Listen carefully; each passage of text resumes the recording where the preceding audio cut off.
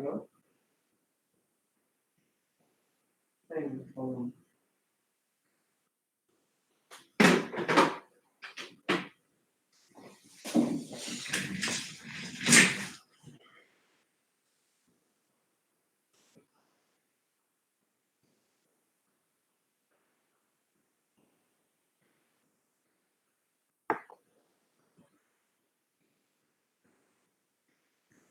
So good morning to all of you.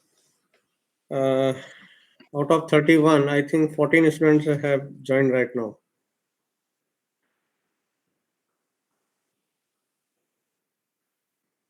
So where are the others? 16 missing.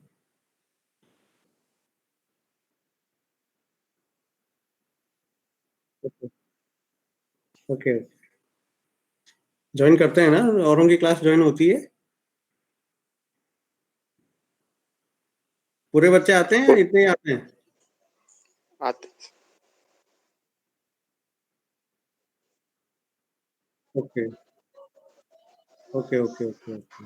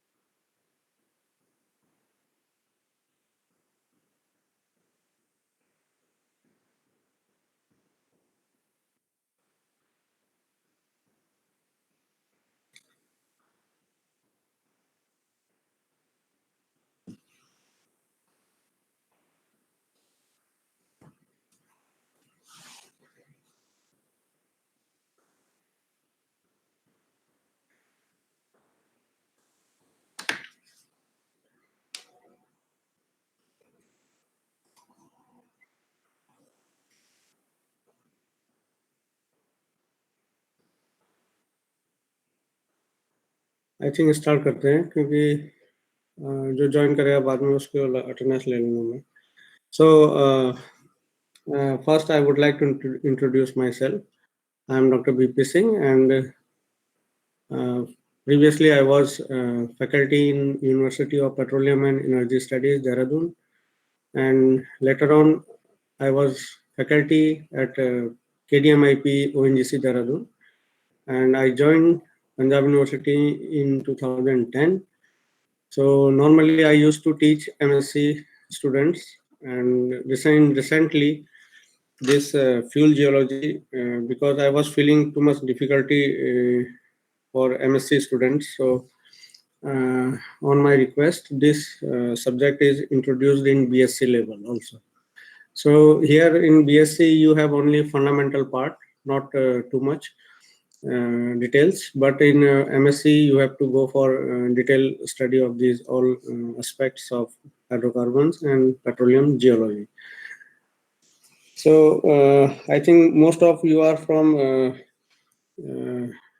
Chandigarh localities, or either very close to this area, and now you are in BSc third year, so you are well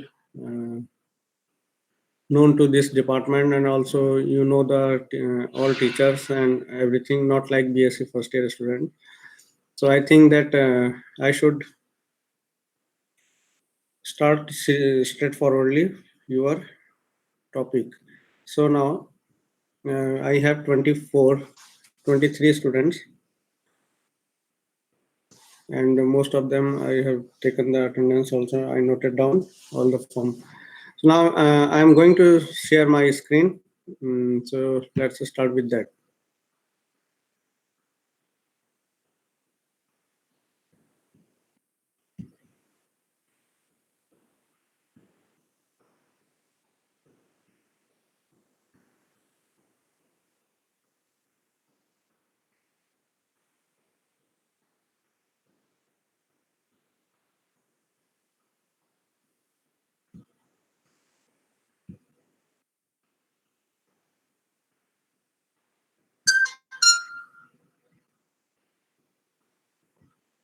share हो गई screen बेटे?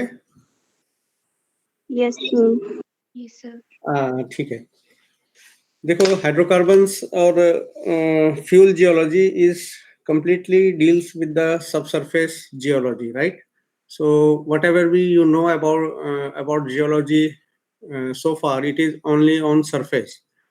जब भी आप field करते हो, आप outcrop देखते हो, उसके बाद रॉक्स देखते हो, फॉसिल देखते हो, but you don't know about the subsurface features, what is below the earth surface.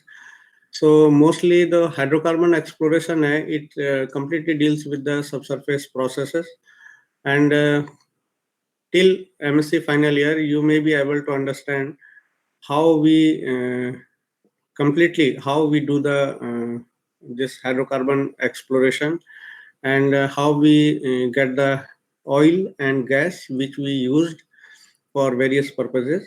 So in your past lectures, I am taking some notes on origin of hydrocarbons, chemical composition, and physical properties of crude oil in nature.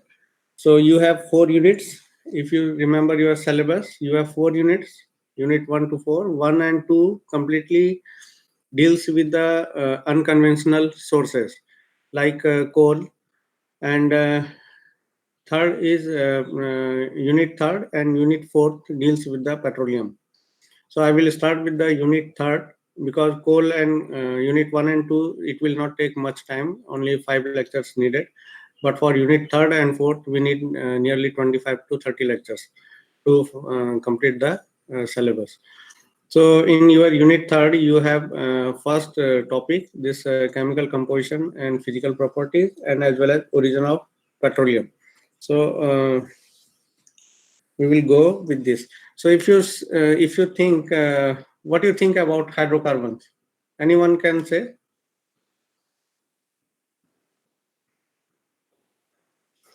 Petrol, These are the diesel, use carbon compounds carbon compound, very good. Hydrogen having and carbon. hydrogen and carbon bonded because together by covalent bonds. हाँ, और कैसे बनता है, कुछ idea?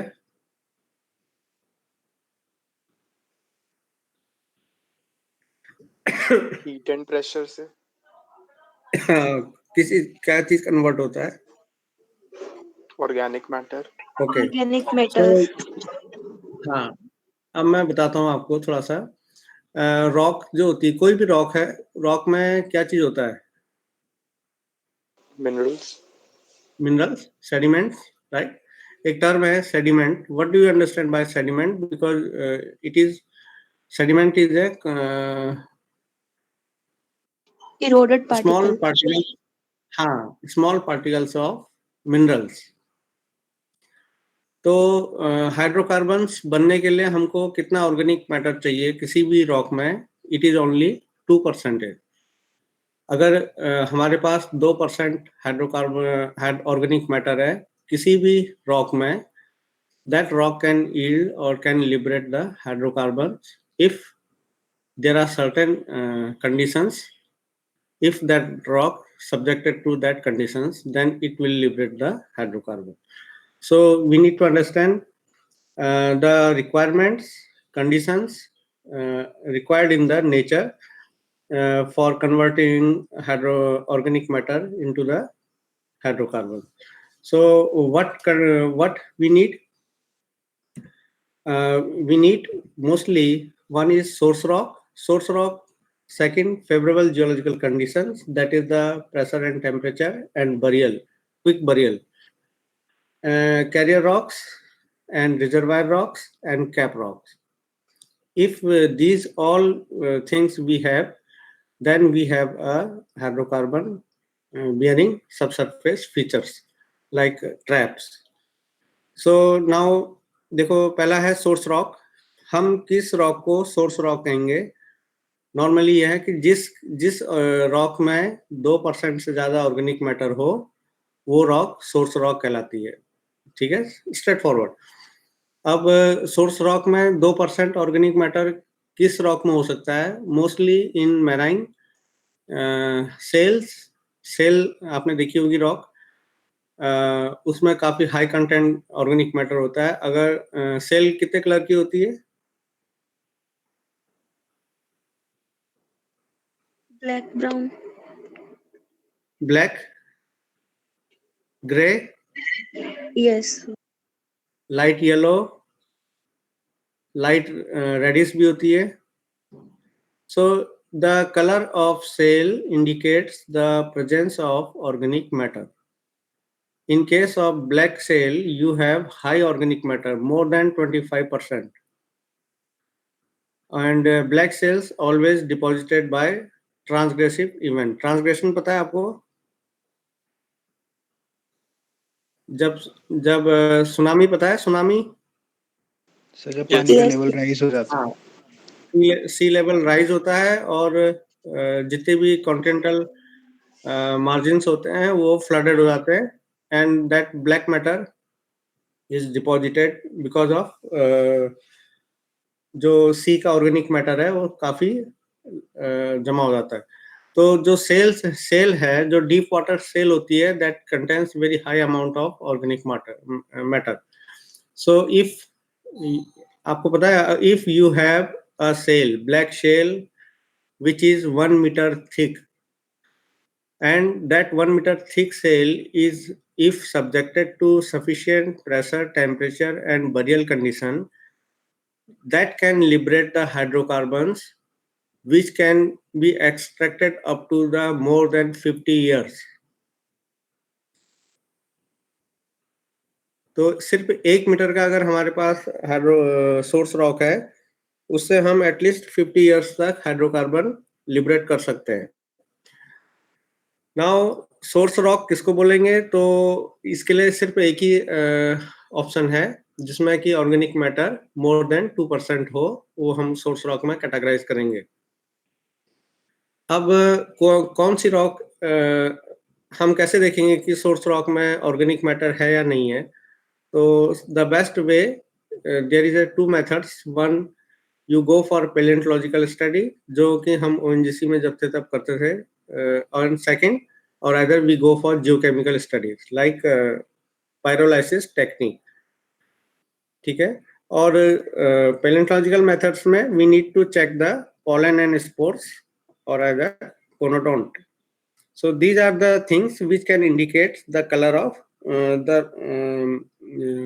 organic nature of rock. Second, source rock से hydrocarbon liberate हुआ है या नहीं हुआ है. It depends on further it can be evaluated by using the both methods, paleontological methods and as well as the geochemical method. In paleontological methods, the color of pollen and spores indicate that we say color index of pollen and spores, which indicates whether it is subjected to that temperature and pressure condition or not. For example, spore and pollen का original जो colour है वो light yellowish होता है, but when it is within the rock, it is heated and subjected to pressure condition, the color is gradually changed from yellow to brown, then dark brown, and then black, and then opaque. So opaque indicates the temperature is very high temperature and yellow color of pollens indicate the rock is yet not subjected to pressure and temperature condition. Second, favourable conditions में हमारे पास pressure, temperature and burial आता है. देखो, कोई भी rock जिसमें कि organic matter है, अगर वो सफिशिएंट डेप्थ जो कि हमको चाहिए मिनिमम 1500 मीटर, क्विक बरियल का मतलब है जो ऑर्गेनिक मैटर है रॉक्स का वो डिकम्पोज नहीं होना चाहिए. अब वो डिकम्पोज कब नहीं होगा? जब हमारा ऑक्सीजन के साथ उसका कांटेक्ट नहीं होगा. तो क्विक बरियल का मतलब है फास्ट रेट ऑफ सेडिमेंटेशन, और जब फास्ट रेट ऑफ सेडिमेंटेशन होता है तो ऑर्गेनिक मैटर को इतना टाइम नहीं मिलता है कि वो ऑक्सीजन के साथ रिएक्ट करे और डिकम्पोज हो जाए. एंड देन क्या डेप्थ है? 1500 metre. We need the quick sedimentation of 1500 metre, and that जो सेडिमेंट का लोड है वो कॉम्पैक्ट करता है ऑर्गेनिक मैटर को और वो प्रेशर कंडीशन करता है. सो if you see that pressure कितना चाहिए और टेम्परेचर कितना चाहिए, आप लोगों को पता है कि हमारा जियोथर्मल ग्रेडियंट कितना है?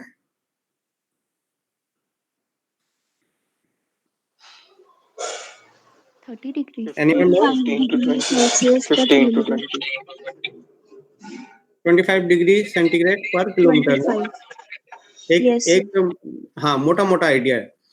पर पूरे अगर हम ग्लोब में देखें, -10 डिग्री से लेकर के 77 डिग्री तक जियोथर्मल ग्रेडियंट है. तो -10 डिग्री है मारियाना ट्रेंच का और 77 डिग्री है रैन ग्रेबन है जर्मनी का. तो जियोथर्मल ग्रेडियंट 1500 मीटर में कितना होगा? कोई आइडिया से बता सकता है?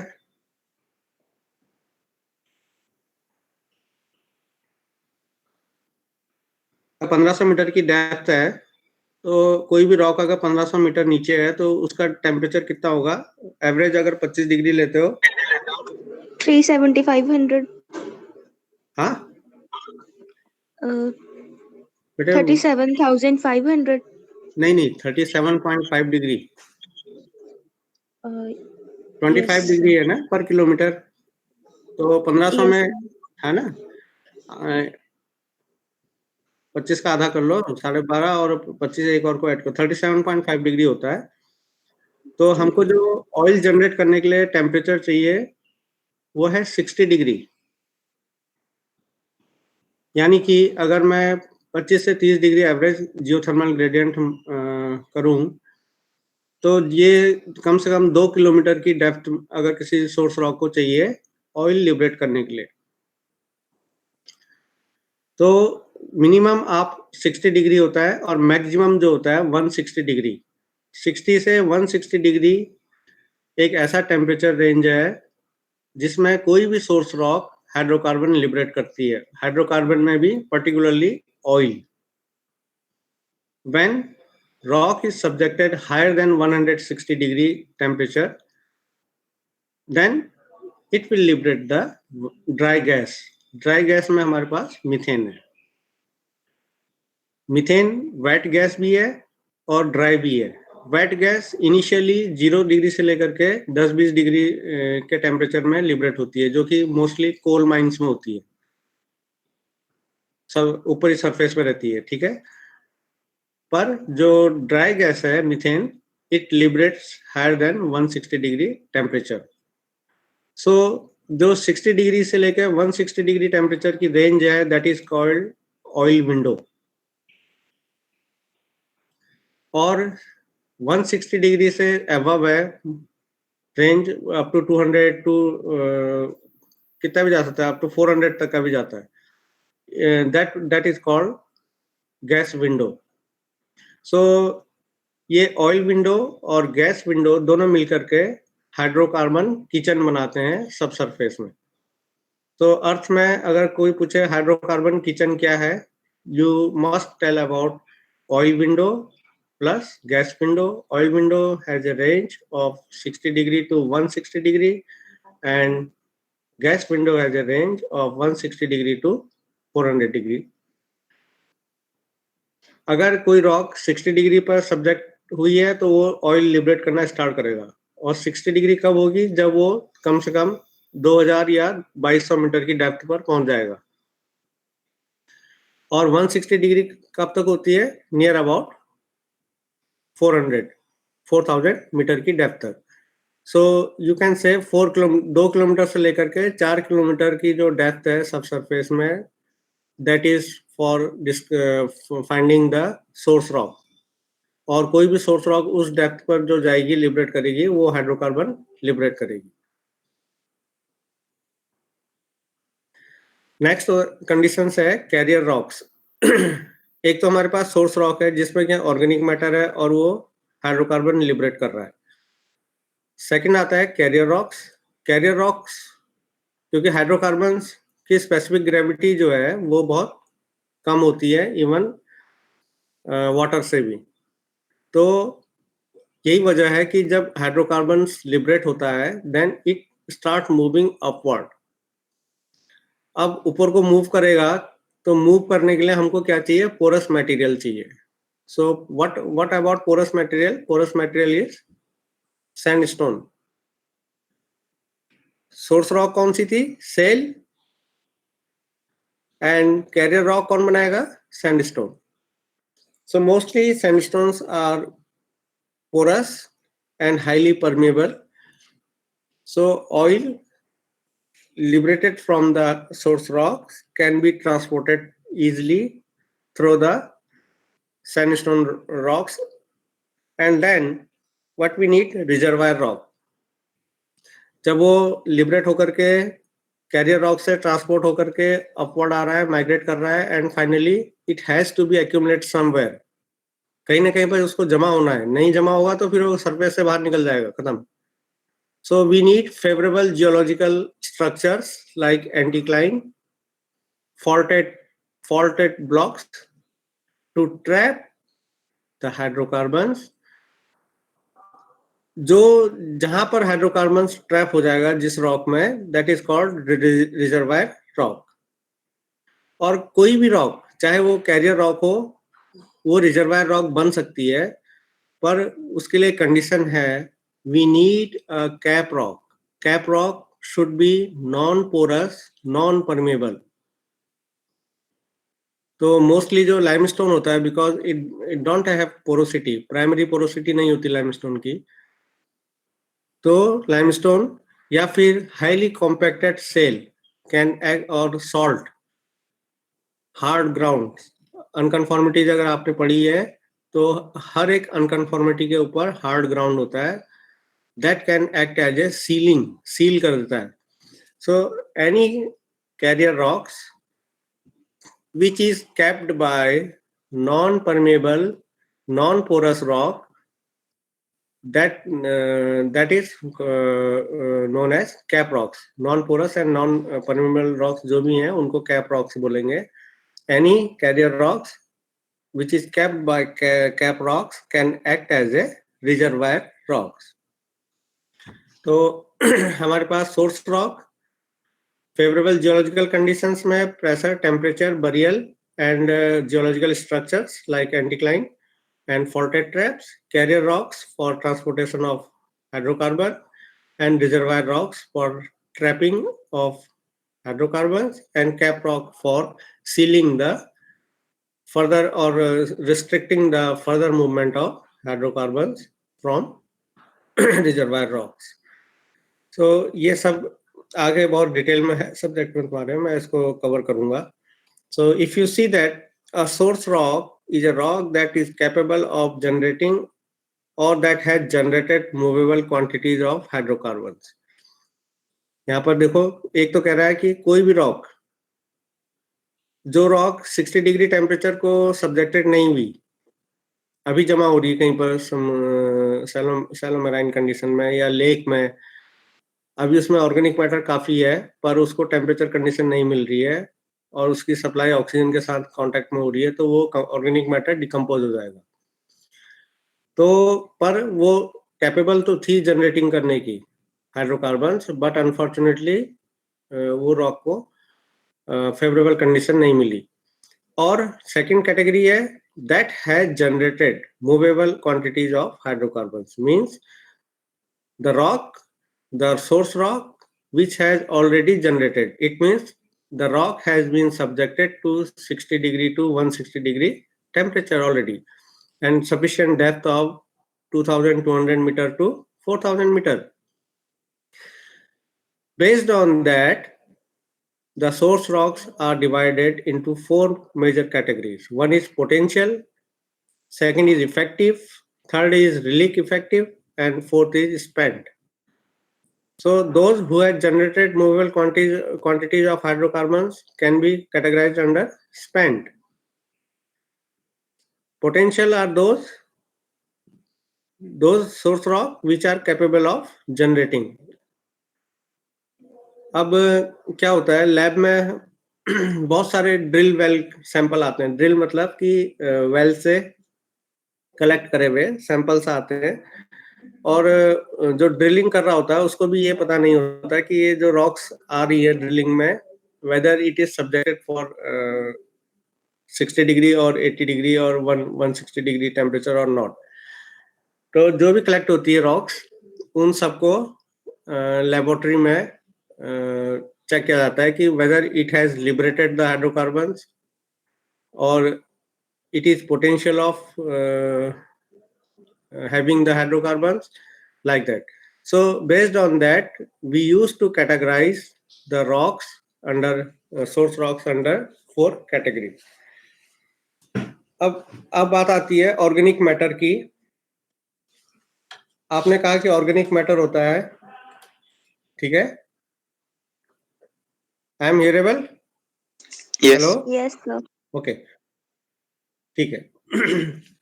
अब देखो, ऑर्गेनिक मैटर के दो कंपोनेंट है, ध्यान से सुनना है और ध्यान रखना है। दो कंपोनेंट है, एक है केरोजन और एक है बिटुमन। मैंने आपको बताया कि ऑर्गेनिक मैटर 2% होता है हमको चाहिए, और मोस्टली 2% होता है। 2% में भी मोर देन 1.5% बिटुमन होता है और 0.5% केरोजन होता है।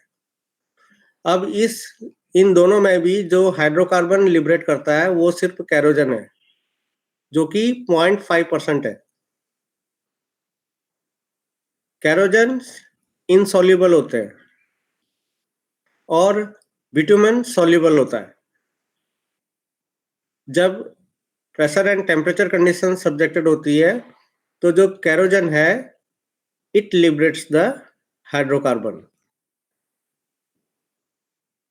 अब अगर किसी रॉक में, I am not saying about source rock, I am saying about rock, if in any rock there is no organic matter, it will not liberate anything. Or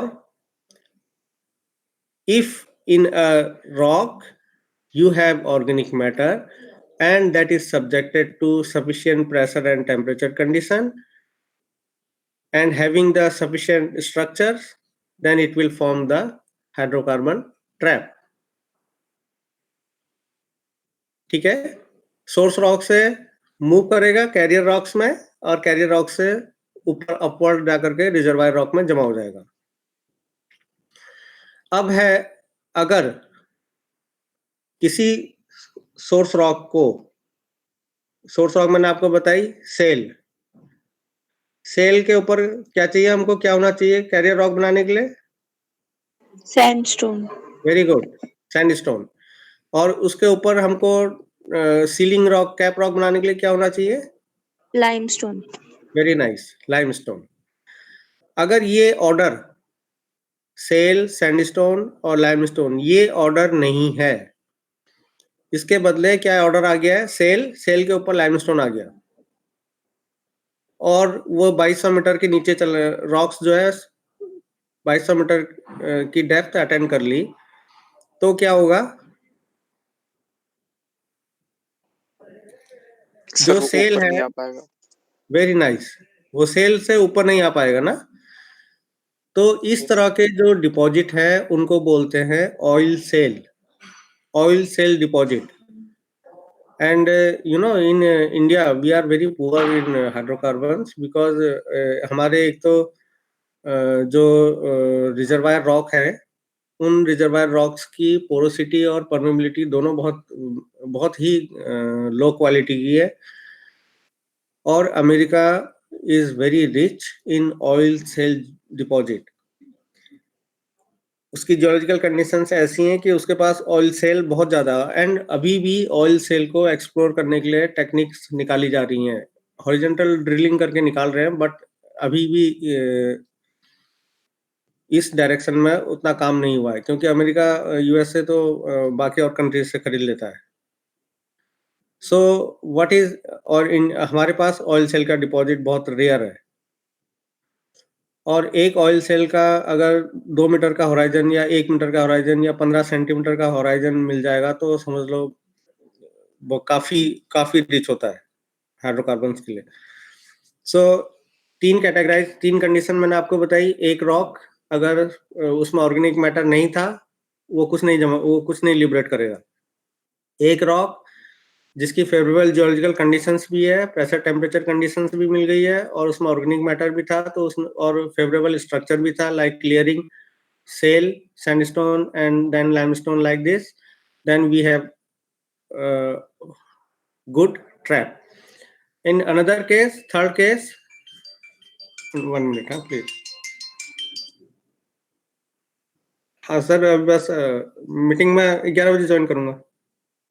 ठीक है, ओके, थैंक यू। ठीक है। और third condition मैंने बताया oil cell का case, जिसमें कि हमारे पास ऑर्गेनिक रिच सोर्स रॉक है, उसके ऊपर लाइमस्टोन बैठ गया अचानक। ऐसा कंडीशन बनी जियोलॉजिकली डिपॉजिट की कि लाइमस्टोन आ गया, और वो rock sufficient temperature pressure condition को भी सब्जेक्टेड हुई, और हाइड्रोकार्बन लिबरेट हुआ, लेकिन वो मूव नहीं कर पाया, ना अपवर्ड ना डाउनवर्ड। और उस चक्कर में वो एक अलग डिपॉजिट बन के रह गया, that is called oil shale deposit. So we have like this. So in kerogen, मैं आपको बता रहा था, कैरोजन 0.5% इनसॉल्युबल ऑर्गेनिक मैटर है। और ये कैसे बनता है? इट फॉर्म्ड बाय जो ऑर्गेनिक मटेरियल्स, जो लिविंग ऑर्गेनिक मटेरियल्स होते हैं, फॉर एग्जांपल लेक्स में या फिर सी में, तो इनके डायजेनेटिक प्रोसेस होती है आफ्टर डेथ। डायजेनेटिक प्रोसेस से or with favorable conditions of burial, it is converted into the hydrocarbons under influence of temperature and time.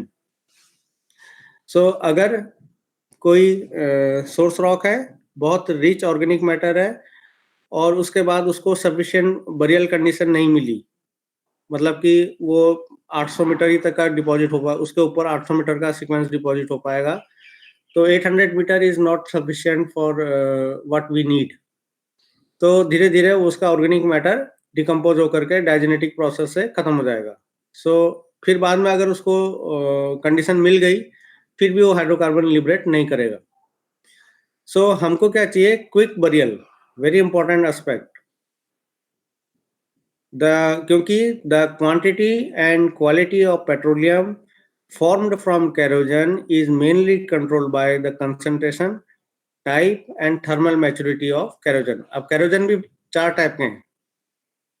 एक फॉर एग्जांपल मैराइन डिपॉजिट है।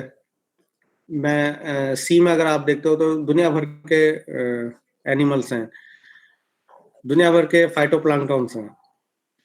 अगर हम किसी लेक में देखते हैं, लेक में एक रिस्ट्रिक्टेड इन्वायरमेंट है, किनारे किनारे जो भी एनिमल्स रहेंगे वो हो गए, या फिर लेक के जो फाइटोप्लैंक्टन्स हैं वो हो गए। और एक है वुडी, कहीं पर जंगल है, वहां से कोई नदी बह के आ रही है, और जंगल के पेड़ टूट करके नदी में बह करके आगे कहीं पर जाके डिपॉजिट हो रहा है, तो वो पूरा जो है प्लांट वाला मटेरियल लेकर आ रहा है मैक्सिमम। तो वो अगर सफिशिएंट बरियल कंडीशन में डिपॉजिट होगा तो उससे जो ऑयल निकलेगा वो डिफरेंट काइंड का होगा। तो द क्वांटिटी कितना निकलेगा ऑयल, एंड क्वालिटी किस टाइप का ऑयल निकलेगा, it depends on the concentration, type and thermal maturity of kerogen. So kerogen, basically there are 4 types. For example, what is kerogen?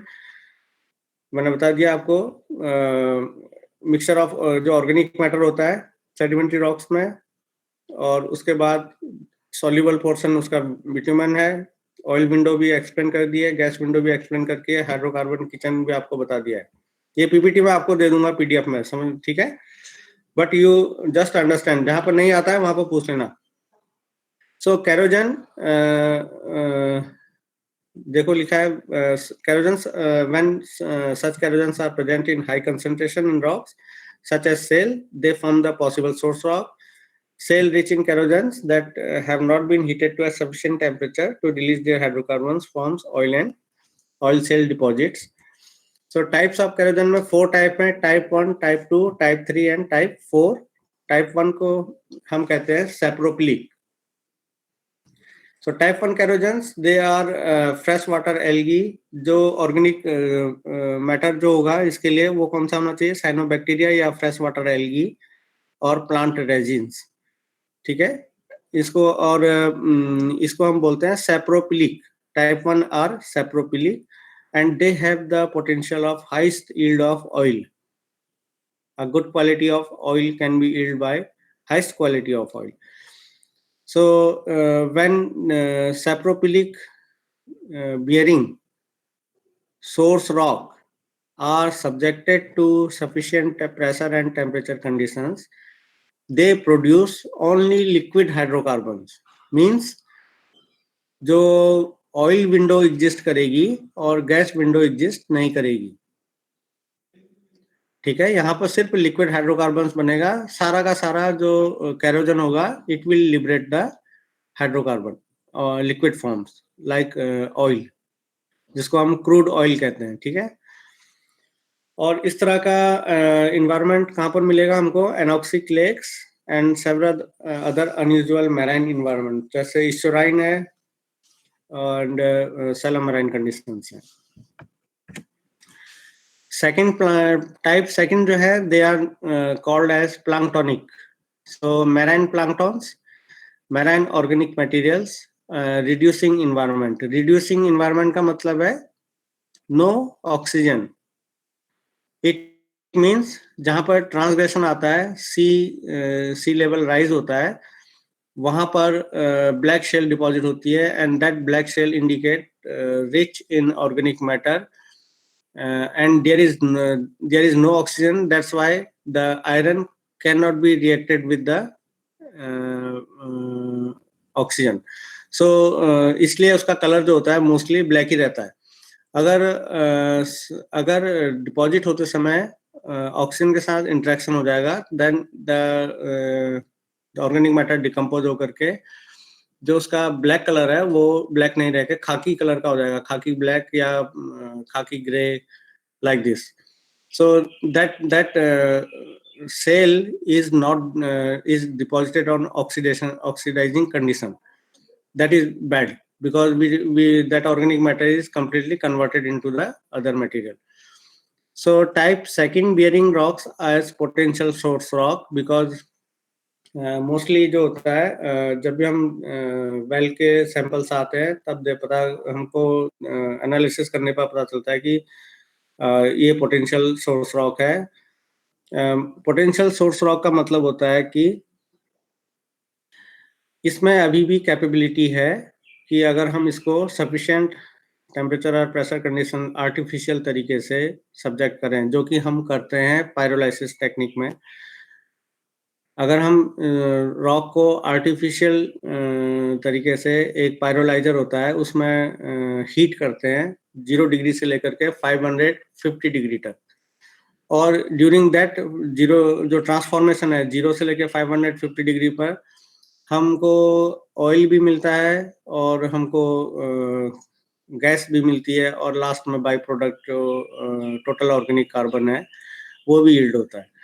But उसको हम लार्ज क्वांटिटी में नहीं कर सकते हैं, but we use to check it whether the rock is potential और spent और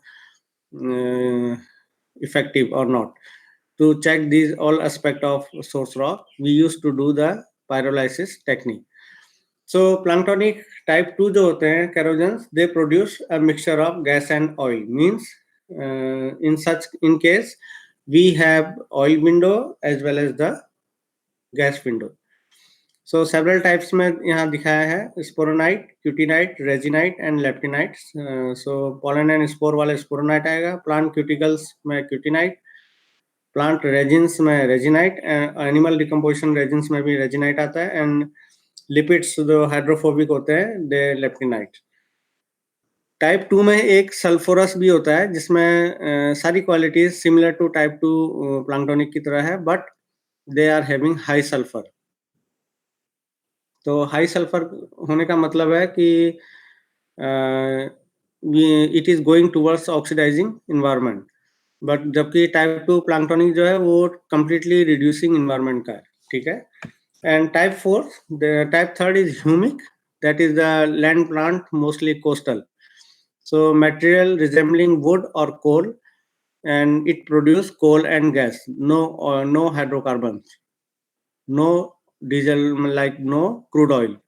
ठीक है. So crude oil किसी ने देखा है? No, sir. नहीं देखा नहीं. Crude oil is just like Punjab में चिकड़ बोलते हैं ना, चिकड़. Yes. वो हाँ, चिकड़ जो होता है मतलब कि सब मिक्स पूरा बहुत गंदा था, तो उस तरह का, जैसे कहीं नाला फट गया, हाँ जैसे कोई नाला फट गया या कोई गंदी नाली साफ हो रही है, उस तरह का material, it is like that. और तुम लोगों को बहुत सरप्राइज होगा जब आगे मैं प्रोडक्ट में बताऊंगा आपको, जब क्रूड ऑयल को रिफाइनरी में लेके जाते हैं और उसको प्रोसेसिंग करते हैं, तो वो वहां भी हीट किया जाता है उसको, क्रूड ऑयल को. तो series of by products are form, जिसमें कि गैसोलीन है, आपका ये डीजल है, मिट्टी का तेल है, बहुत सारी चीजें बनती हैं step wise with the increasing temperature. जो चीज बाय प्रोडक्ट में निकलती है उसको निकाल के सेपरेट करते रहते हैं. लास्ट में we have like motor oil. So इस तरह से जो, इसलिए जो रिजर्वायर में जो ऑयल होता है दैट इज क्रूड ऑयल. बहुत मतलब ऐसा नहीं कि ऑयल आपने वहां से निकाला, हाइड्रोकार्बन आपने रिजर्वायर से निकाल लिया और उसको गाड़ी में डाल के चल दिए, ये नहीं है. उसको बाय रिफाइनरी में प्रोसेसिंग करके उससे डिफरेंट बाय प्रोडक्ट सेपरेट करके then we will get the diesel and other things. Now type 4 is residue, and इसमें हाइड्रोजन और कार्बन का रेशियो लेस देन 0.5% है. So they are not able of producing anything like hydrocarbons. So type 4 को हम जब भी हमको कोई सोर्स रॉक में केरोजन टाइप 4 मिलता है तो वी नेग्लेक्टेड कि नहीं, इसमें कुछ भी नहीं होने वाला. So mostly we have important one is type 1 and type 2, and type 3 भी बहुत ज़्यादा खास नहीं है. सो टाइप 1 अगर मिल जाता है तो वी इज टू एक चांस बनता है कि यहाँ बहुत सारा हाइड्रोकार्बन डिपॉजिट होगा. सो सोर्स रॉक से देखो नीचे, सोर्स रॉक दे रखा है ऑर्गेनिक मैटर, उसमें होना चाहिए. उसको जब पहला स्टेज है टेम्परेचर एंड प्रेशर कंडीशन, जब 10 डिग्री या 15 डिग्री टेम्परेचर जाता है तो ह्यूमिन में कन्वर्ट हो जाता है. ह्यूमिन से जब 20 डिग्री के टेम्परेचर के आसपास जाता है तो वो कैरोजन में कन्वर्ट होता है, एंड देन कैरोजन से फाइनली जब 60 to 160 डिग्री का टेम्परेचर जाएगा तो it liberate the hydrocarbons. So depositional environment is the dominant factor because हमको हाई रेट ऑफ सेडिमेंटेशन चाहिए, क्विक बरियल चाहिए. So depositional environment is the dominant factor. कोई बता सकता है इस तरह का डिपोजिशनल एनवायरनमेंट जहां क्विक बरियल कंडीशन हो जाए?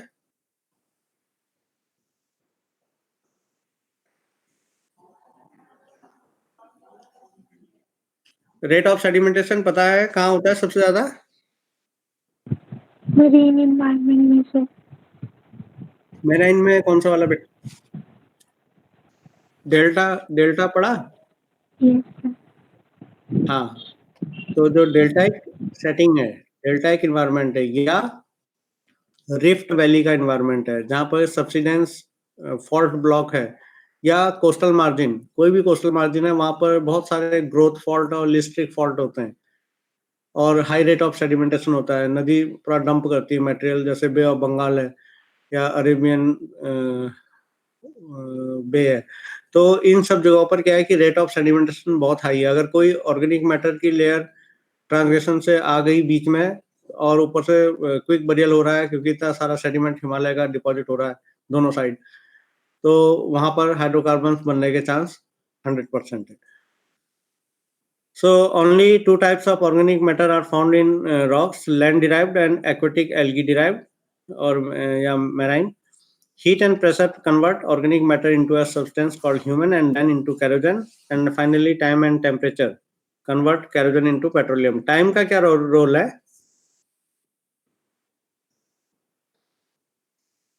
उतना उसको हीट और प्रेशर मिलता रहेगा जितना ज्यादा टाइम होगा। हाँ, पर क्या होता है पता है, जितना ज्यादा हीट और प्रेशर मिलेगा एक सफिशिएंट टाइम के बाद फिर वो डिग्रेड हो जाता है। टाइम का मतलब है, फॉर एग्जाम्पल, अगर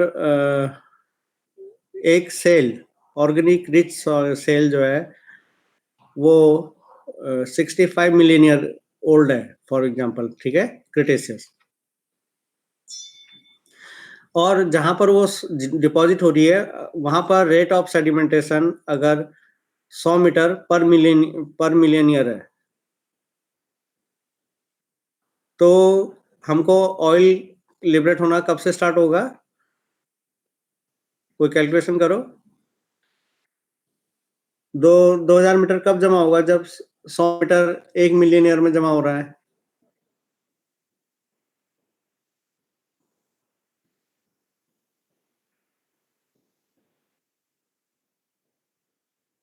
ट्वेंटी, हाँ, 20 मिलियन ईयर, यानी कि 65 के बाद 20 मिलियन ईयर कितना हो गया? 45 मिलियन ईयर। टाइम स्केल में अगर आप नीचे से 65 में अगर सोर्स रॉक डिपॉजिट कर रहे हो तो ऑयल कब से निकलना स्टार्ट होगा? 45 मिलियन ईयर आ गया, वहां से तब जाके ऑयल लिबरेट होना स्टार्ट होगा। अगर रेट ऑफ सेडिमेंटेशन 100 मीटर पर मिलियन ईयर है, और अगर यही रेट ऑफ सेडिमेंटेशन 1000 मीटर पर मिलियन ईयर होगा, तब मेरे अंदाज से 2 मिलियन ईयर बाद, यानी कि 63 मिलियन ईयर बाद हाइड्रोकार्बन्स लिबरेट होना स्टार्ट हो जाएगा। So that is the significance of time. और एक चीज है, जहां 20 मिलियन ईयर 20 मिलियन ईयर में बरियल कंडीशन बन रही है, तब तक तो ऑक्सीजन उससे रिएक्ट करी जाएगी, है ना? Yes sir. Yes. हाँ, और दो दो जहां पर 2 मिलियन ईयर लग रहा है वहां पर ऑक्सीजन का रिएक्शन बहुत कम होगा। तो सफिशिएंट ऑर्गेनिक मैटर होने के बाद भी अगर ये दो केस अलग अलग कहीं पर हो रहे हैं, तो जो सेकंड केस है 2 मिलियन ईयर वाला जो केस है, it will liberate very high amount of hydrocarbon, क्योंकि उसका ऑर्गेनिक मैटर डिकम्पोज नहीं होगा। पर जो दूसरा है उसका ऑर्गेनिक मैटर काफी डिकम्पोज हो जाएगा और it will liberate less than that. Okay, एक चीज और इंटरेस्टिंग है, उसको समझना है आपने, जेनेटिक पोटेंशियल, और दूसरा है ट्रांसफॉर्मेशन रेशियो। अब देखो, मैं कह रहा हूं कि एक रॉक है, उसमें ऑर्गेनिक मैटर है।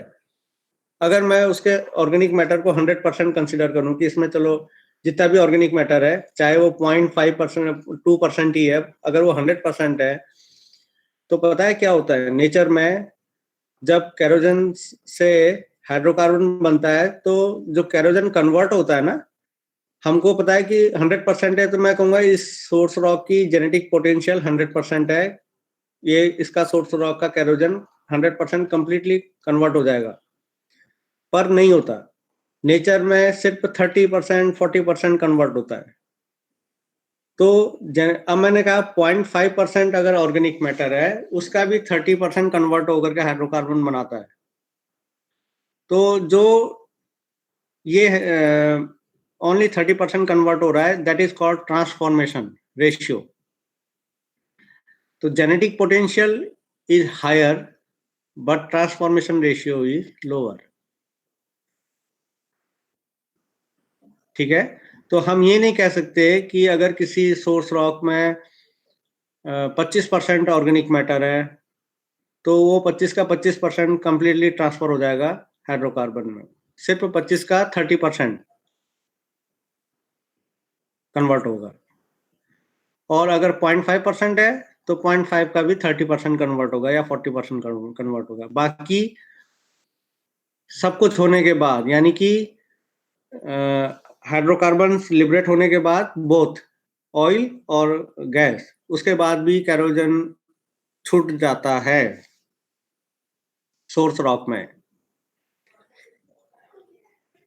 जो कैरोजन छूट जाता है सोर्स रॉक में, वो अगर जब हम ऑयल वेल मतलब ड्रिल करके किसी भी नई न्यू सेडिमेंट्री बेसिन्स में जब हाइड्रोकार्बन के एक्सप्लोरेशन के लिए जाते हैं, खोज करने जाते हैं, तो पहले वाइल्ड ड्रिलिंग की जाती है, बहुत रैंडम 1000 मीटर का ड्रिल करते जाते हैं बिना सोचे बिना समझे।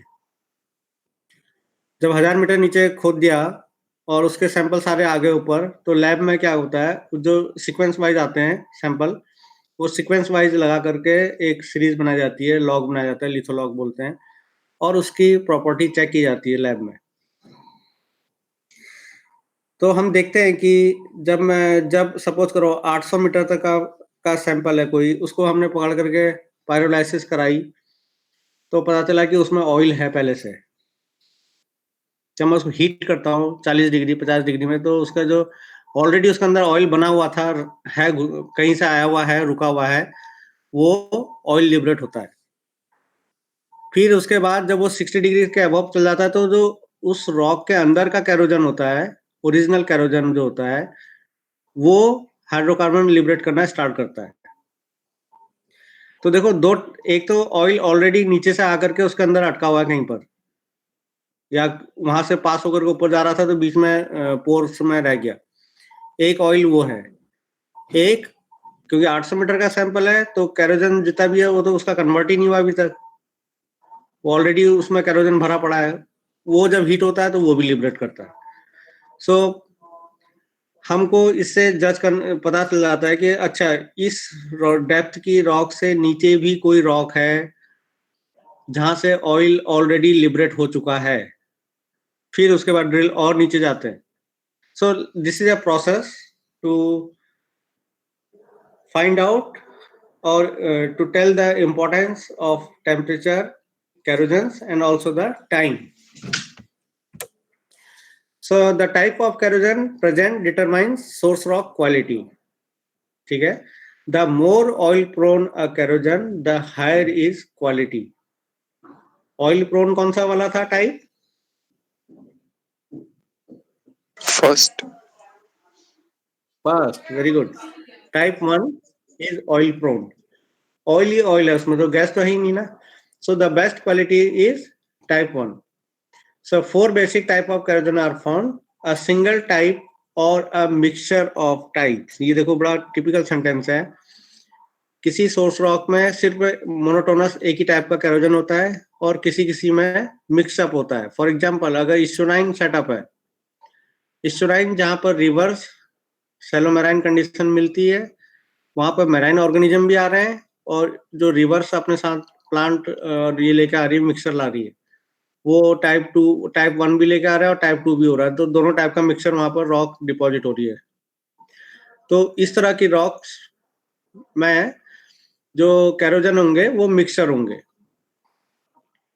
और इसीलिए जब ये इस तरह की रॉक्स हाइड्रोकार्बन लिबरेट करती है, तो डिफरेंट क्वालिटी के ऑयल रिलीज होते हैं नीचे से, सोर्स रॉक से। और जो हाइड्रोकार्बन ट्रैप होता है, यानी कि रिजर्वायर रॉक होती है, आप ये मत सोचना कि उसके अंदर एक ही टाइप का ऑयल है, उसके अंदर मिक्सचर ऑफ ऑयल होता है। एक किसी और सोर्स रॉक से आया हुआ, और एक ऐसी सोर्स रॉक जिसमें मिक्सचर टाइप की रॉक होती है। तो मेरा कहने का मतलब ये है, सब सरफेस में जो हमारा रिजर्वायर है, रॉक है, यानी कि जहां पर ऑयल ट्रैप है, उसके नीचे जितनी भी सोर्स रॉक होंगी वो सब के सब अपना ऑयल लिबरेट करेगी और वो सारा ऑयल डिफरेंट डिफरेंट टाइप का ऑयल हाइड्रोकार्बन्स ट्रैप के अंदर, रिजर्वायर के अंदर रहेगा। इसीलिए कहते हैं the reservoir is heterogeneous nature.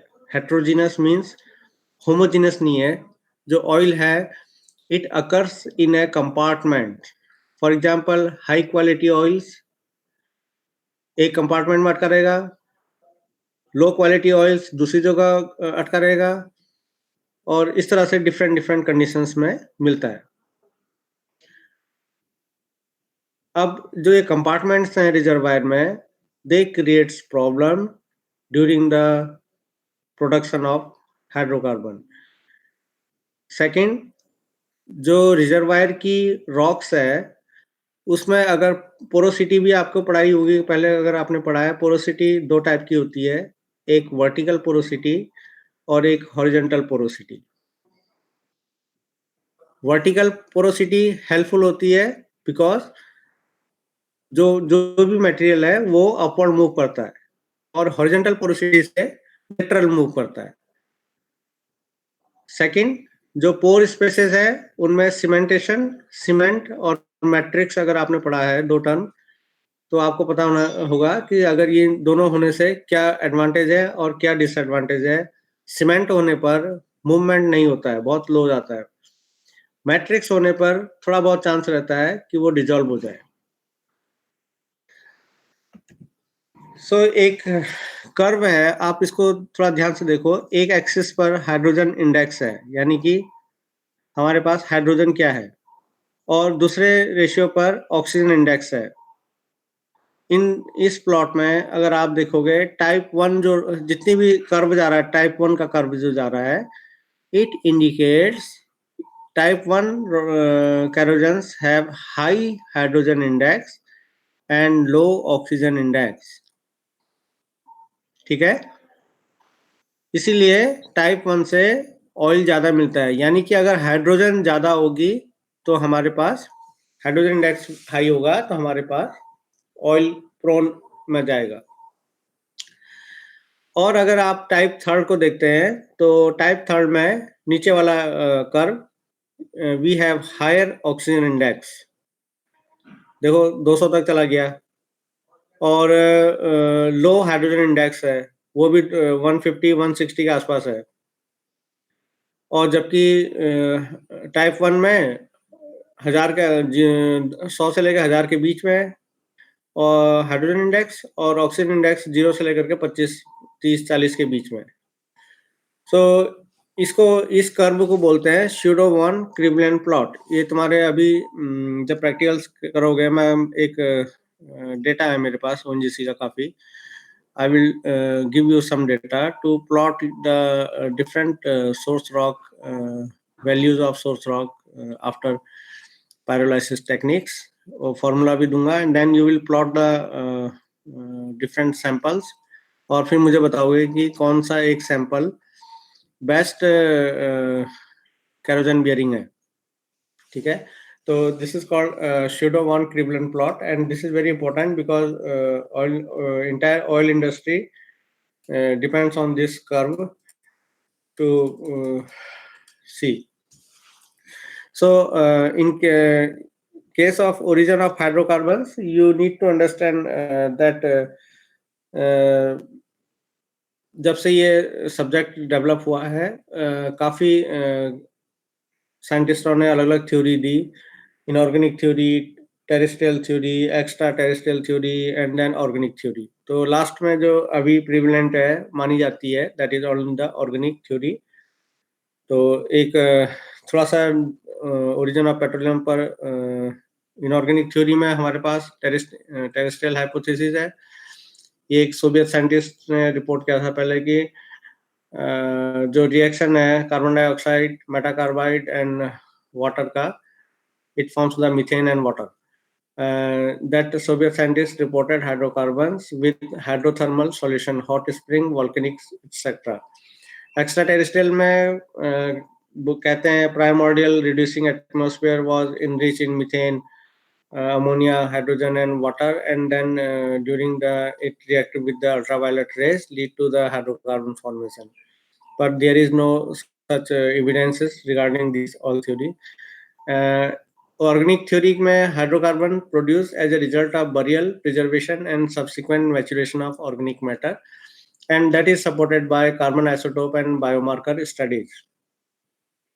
So and isotope में कार्बन आइसोटोप अगर हम देखते हैं, we have two types of isotopes. One is the light carbon 12 and heavy is carbon 13.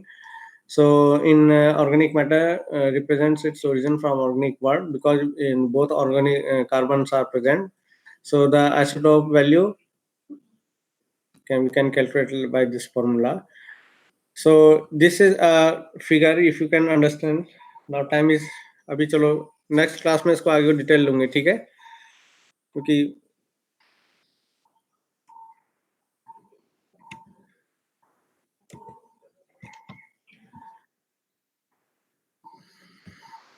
Excuse me, sir.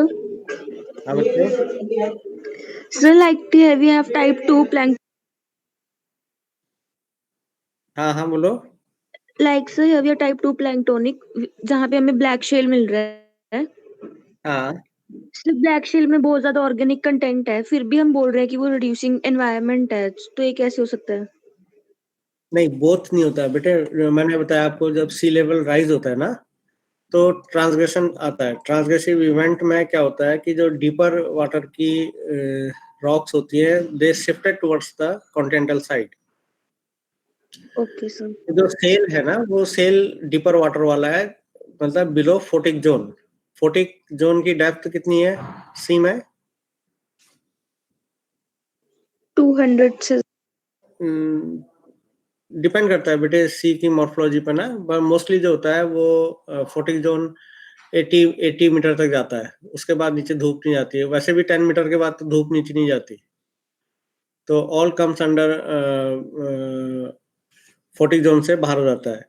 और जब ट्रांजिशन आता है तो जो डीप वाटर के एनिमल्स, डेड सेल्स हैं, डेड एनिमल्स हैं, they all came towards the continental side. और वो ब्लैकिश रहता है, बशर्ते उसके ऊपर और सेडिमेंटेशन हो. नहीं तो अगर वो सपोज करो ट्रांसग्रेशन करके ड्रॉप कर गया एंड देन सी रिग्रेस हो गया और वो फिर एरियली एक्सपोज्ड हो गया सेल, तो सारा खत्म हो जाएगा. Okay sir. हाँ, तो ट्रांसग्रेशन आया और उस रिग्रेशन के साथ ही जो जब रिग्रेशन होगा उसके ऊपर, तो वो इतना हैवी कॉन्टिनेंटल से साइड से इतना ज्यादा सेडिमेंट उसके ऊपर डिपॉजिट होना है कि वो ऑक्सीडाइज ना हो, तब वो ब्लैक ही रहेगा. और उसमें जो ऑर्गेनिक मैटर होगा वो प्योरली मैराइन होगा, उसमें कॉन्टिनेंटल का नहीं आता. और देखो, कोई भी चीज है, पॉलेंस एंड स्पोर हमेशा रिवर्स के द्वारा कैरी फॉरवर्ड करके सी में जाते रहते हैं. तो जो नीचे सी में डेल्टा बन रहा है, वहां पर ऑलरेडी रिवर्स सिस्टम कई पॉलन स्पोर्स ये सब डिपॉजिट कर ही रही है वहां. और जब ट्रांसलेशन आता है तो वो भी black material, black organic material जो मैराइन वाला होता है उसके साथ मिक्स होकर के ऊपर आता है. सो जो टाइप 2 है, it is a mixture and इसीलिए उसकी जो ऑयल विंडो है उसकी गैस विंडो है. टाइप 1 की गैस विंडो नहीं है. Okay sir. हाँ बेटे, एक मिनट. हम मुझे 2-3 बच्चों के नाम अटेंडेंस में चढ़े नहीं है. 21 तक का तो मैंने चढ़ा रखे थे. दीक्षा, हर्षिता, हर्षिता आ गई है. कर्तव्य, मानसी. अभी क्लासेस के बाद तुम्हारी नीति भारद्वाज, रमनीक.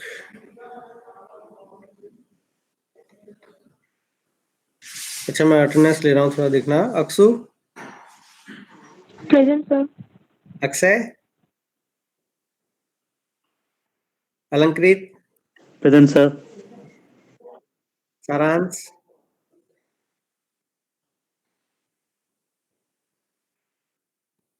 सारांश,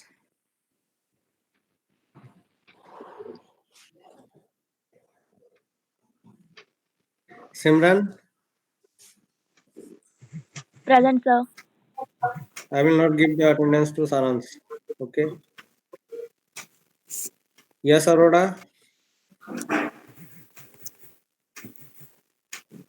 Yes. Sir. Yes, sir. Yes, also. Yes, हाँ sir. बेटे कहाँ खोए हो?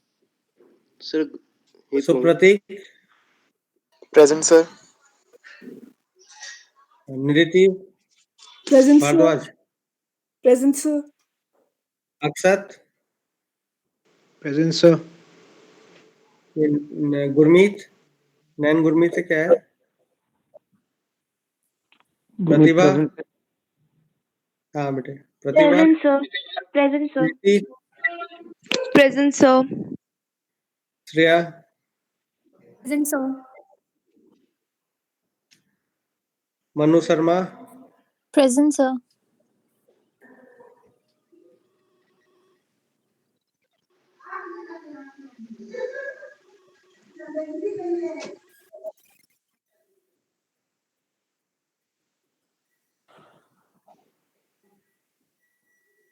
Shreyanshi, Present, sir.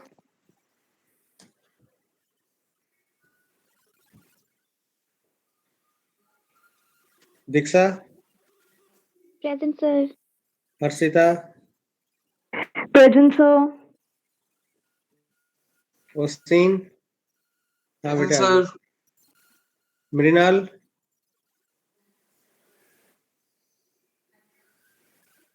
मृणाल गोस्वामी कौन है?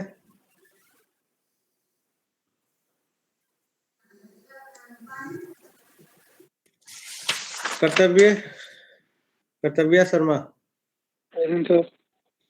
Mansi, Present, sir. Manu, Manu Present, Sharma sir. को- रामनिक। Present sir. तो अब 26 दिख रहे हैं, अभी तक यहाँ 24 थे, अब नहीं मिलेगी किसी को अटेंडेंस। ये सलोनदीप कौर कब ज्वाइन किया आपने? Present, sir. कब ज्वाइन किया बेटे? Sir, starting से क्या पढ़ाया था मैंने? sir fuel क्या वाला फ्यूल?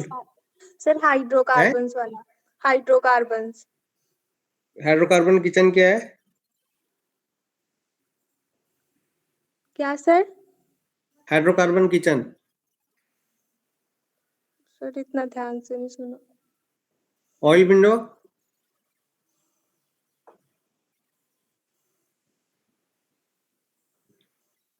नो बेटे, मैंने अटेंडेंस जब मैं पढ़ा रहा था ना उससे पहले ले ली थी मैंने सारी, तुम्हारी नहीं आई है। मैं I will not give you. Sir मैंने करा है ओनली starting आई हैव से। 24। तो कुछ भी नहीं बता रही हो, कहाँ हो फिर?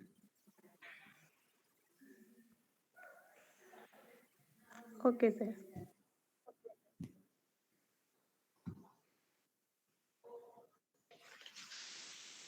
थोड़ा बहुत तो कुछ तो बोलो। गैस विंडो क्या होती है? कुछ भी नहीं पता। कैरोजन कितना % होता है organic matter?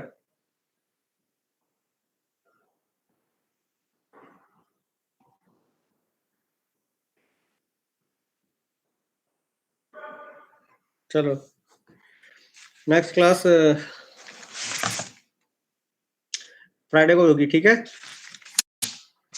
Yes, sir. Okay बेटे। है हाँ वही टाइमिंग बेटे, 10 से 11 है ना मेरी। फिर चलो मीटिंग का टाइम आ गया नोटिस। ठीक है बेटे। हाँ हाँ आ गए। ओके बेटे।